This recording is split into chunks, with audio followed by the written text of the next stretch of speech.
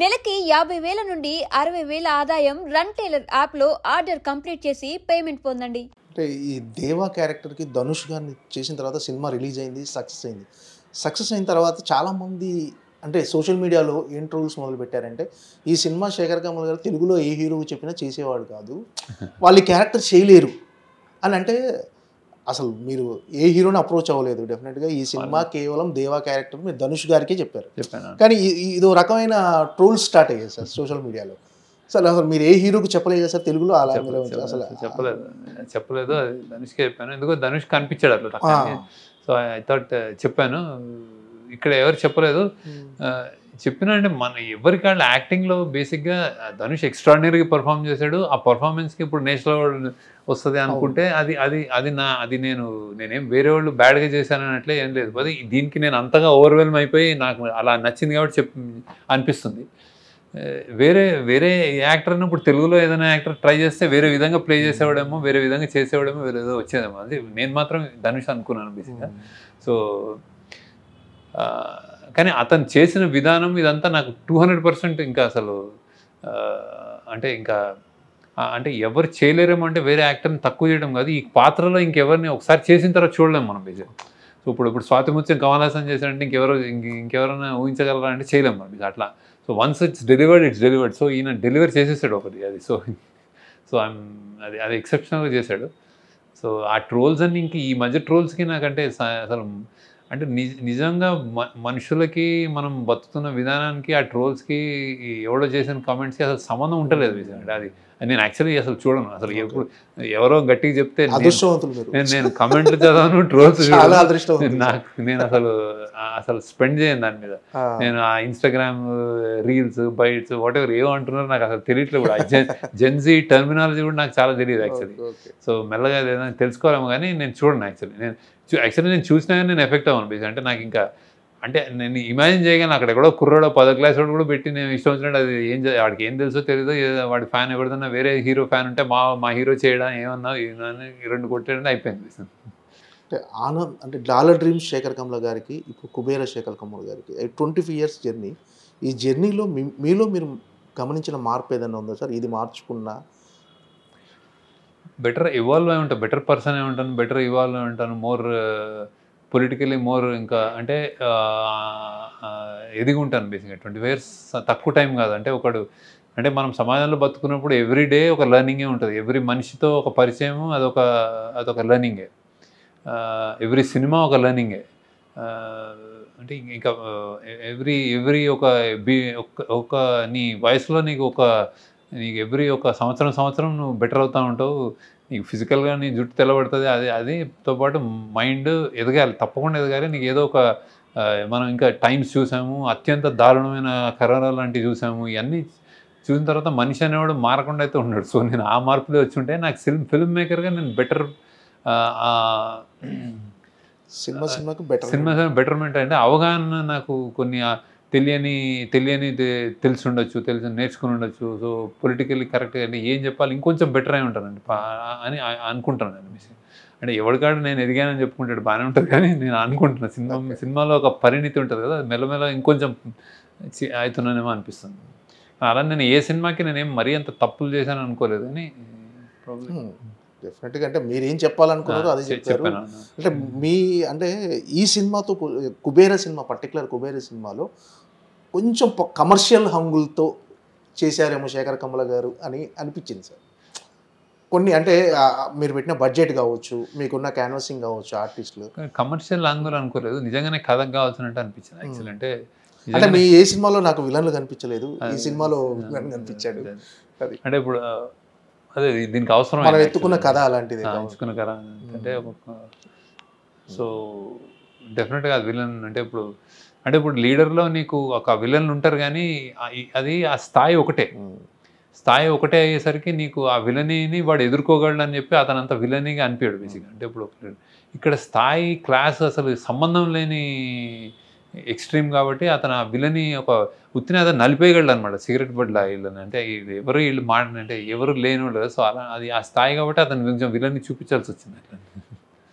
ఈ కుబేర సినిమా దీని సక్సెస్ అంటే ఇలాంటి కథలు ఇంకొన్ని చెప్పొచ్చు అనే కాన్ఫిడెన్స్ కలిగించిందా సార్ మీరు? డెఫినెట్గా అంటే నాకు అనిపించింది. ఇలాంటి చాలా మంది నాకు మెసేజ్లు వస్తున్నాయి చాలా మటుకు. అంటే బేసిక్గా ఇది కొంచెం అంటే మెయిన్ స్ట్రీమ్, అంటే మెయిన్ స్ట్రీమ్లో ఇట్లా బ్లాక్ బస్టర్ అయ్యి థియేటర్లు ఫుల్ అయ్యి హౌస్ఫుల్స్ అయ్యి వెళ్ళడం అనేది చాలా నిజంగా అంటే మంచి థియేటర్కి రావడం చాలా కష్టంగా ఉంది. యాక్చువల్లీ తప్పించడం చాలా కష్టంగా ఉంది. అంటే చాలా పెద్ద స్టార్ ఉండాలి, చాలా హంగులు ఉంటే తప్ప థియేటర్కి రావట్లేదు అనేది నిజం. యాక్చువల్లీ నేను గమనిస్తున్నాను యాక్చువల్లీ. సో ఇది ఒక మంచి టర్న్ అండి, గుడ్. అండ్ ఎస్పెషల్లీ స్టార్స్ కూడా స్టార్లు అనే వాళ్ళు క్యారెక్టర్స్ ప్లే చేయడం, ఆల్టర్నేట్ సినిమా పాటలు 2 ఫైట్లు పంచ్ డైలాగులు కాకుండా ఒక కథకి చెప్పిన కథకి థియేటర్లకు తరలి రావడం, ఇవన్నీ చాలా మంచి పని డెఫినెట్గా. అంటే ఇది ఈ ఇయర్ యాక్చువల్గా ఈ మంత్ జూలై అనేది చాలా హార్డ్ మంత్ సార్. అంటే చాలా స్కూల్స్ ఓపెన్, చాలా మంది డబ్బులు ఉండవు. అలాంటిది అంటే థియేటర్ కూడా జనాలు రావడమే తక్కువ టైంలో మళ్ళీ ఇలాంటి టైంలో కూడా కుబేరకు హౌస్ఫుల్ బోర్డ్స్ కనిపిస్తున్నాయి సార్. మీకు బీసీ సెంటర్లు సింగిల్ స్క్రీన్లో కూడా హౌస్ఫుల్ బోర్డ్స్ కనిపిస్తున్నాయి. యాజ్ ఎ మేకర్గా, యాజ్ ఎ డైరెక్టర్గా మీకు అంటే ఇది ఎలా అనిపించింది సార్? అంటే సినిమాలో ఉన్న ఆ కొత్తదనం కానీ, మీరు చెప్పాలనుకున్న ఎమోషన్ కానీ జనాలకు కనెక్ట్ అయింది అనుకుంటున్నాను. నిజంగా అదే ఉంటుంది, ఎమోషన్ కనెక్ట్ అయింది. ఒక నమ్మకం, అంటే సినిమా ఒక హోప్ ఇస్తుందేమో. అంటే బేసిక్గా అది సో అలా వస్తున్నారు. So I'm really happy. మేము కూడా అనుకున్నాం జూన్లో జనరల్గా డిఫికల్ట్, డబ్బులు ఉండవు, పిల్లలు స్కూల్ ఓపెన్ అవుతాయి, అన్నీ చేయాలి అని. కానీ మాకు డేట్ ఇదే కుదిరింది అనమాట. సో బట్ ఈ టైంలో ఇది అయిందని I'm very happy. So against all odds వచ్చి విజయం సాధించింది. అంటే అందరినీ ఎంటర్టైన్ చేస్తున్నాను, రియలీ హ్యాపీ అబౌట్ ఇట్. అంటే ఈ రీసెంట్ టైమ్స్లో మన స్టార్ హీరోలు కూడా రియలిస్టిక్ అప్రోచ్ ఉన్న సినిమాలు చేయడానికి ఇష్టపడుతున్నారు సార్. సో అంటే మారింది, జనాల ట్రెండ్ మారింది, వాళ్ళు కూడా వాళ్ళ ఆలోచన దృక్పథం కూడా మారి కొత్త రకమైన కథల కోసం అన్వేషిస్తున్నారు సార్.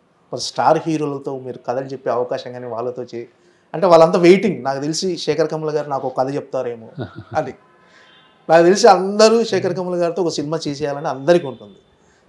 అంటే ఇది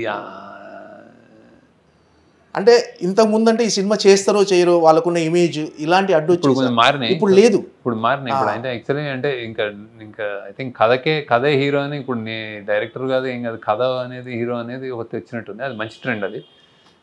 కానీ నా లిమిటేషన్, నేను ఎప్పుడు రాస్తాను, ఎప్పుడు తీస్తాను, ఏమవుద్ది, ఏ కథ వస్తుంది అనేది నాకే తెలియదు. సో అది but I think it's a very మంచి పరిణామం. That very good trend that especially Telugu వాళ్ళలో నాకు అది ఆ మార్పు అనేది చాలా కనిపిస్తుంది తెలుగు ఆడియన్స్లో. సో తెలుగు ఆడియన్స్ ఎప్పుడు terrific film lovers, but terrific commercial film lovers.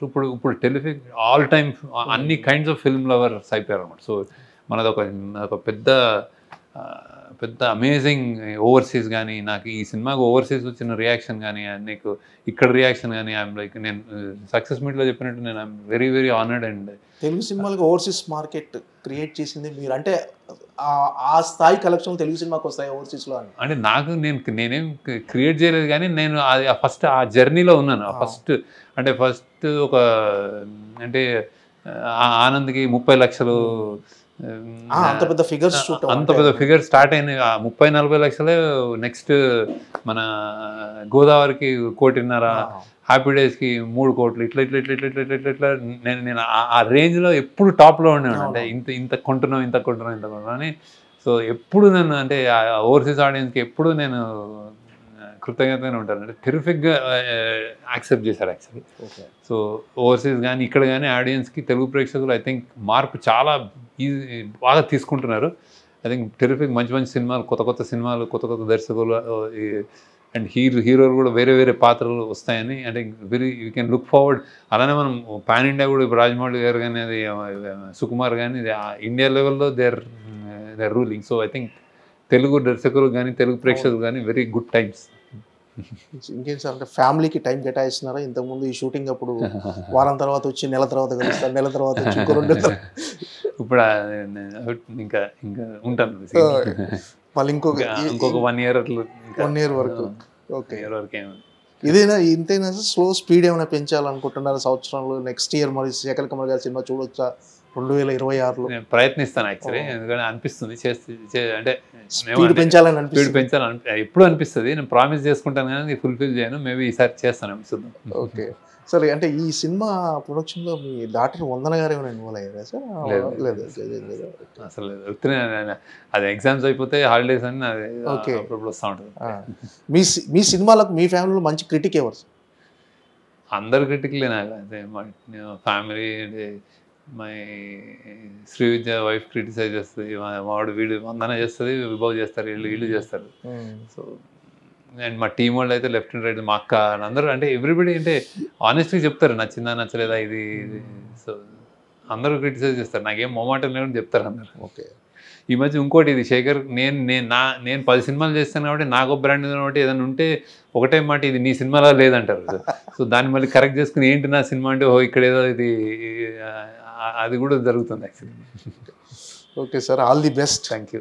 మరొక మరపురాని చిత్రం గురించి వెయిటింగ్.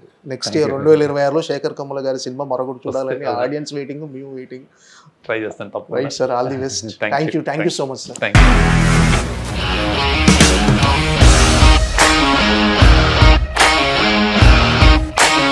ఇండస్ట్రీలో కమిట్మెంట్ ఇష్యూస్ వస్తే నీకు కూడా వచ్చినట్టు? మార్నింగ్ తీసుకెళ్ళాడంటే కొట్టి పడేస్తాడు.